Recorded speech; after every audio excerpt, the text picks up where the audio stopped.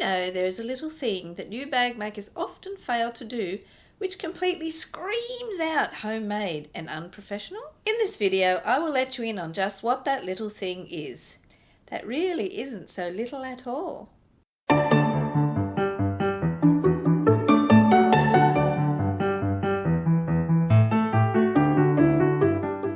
G'day, it's Christine Welsh here from ChrisW Designs, and I'm here to help sewists just like you to make bags and wallets that look so professional nobody will believe you made them yourself. So just what is it that I see new bag makers failing to do?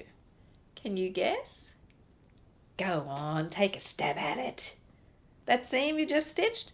Well, you should press it.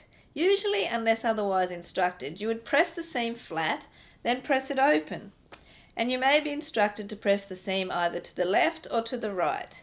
Don't just skip it because you're too lazy to turn on your iron.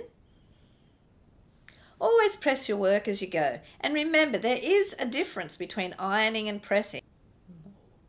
When you iron, you are gliding your iron back and forth across your fabric with pressure to remove wrinkles, which has the potential to stretch your fabric, and that's most likely not what you want during the construction of your bag. Ironing is what you do before you cut your fabric. Pressing, on the other hand, is just placing your iron straight down and then lifting and setting it down again on the next area you want to press.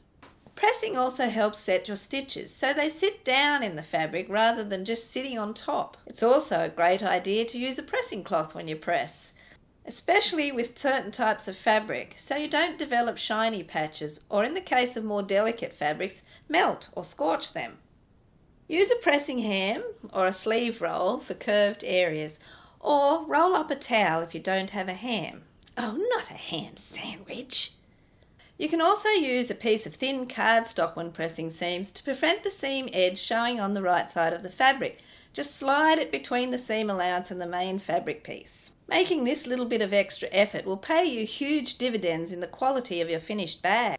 Let me know in the comments below whether you are guilty of failing to press as you work, or perhaps you're fussy and leave your iron turned on at all times. Thanks so much for watching, and stay tuned for bag making mistake number 7 coming soon. If you enjoyed this video, hit the like button. And be sure to subscribe to my YouTube channel and ring the bell to be notified of any new bag making hints and tips coming up. Catch you later!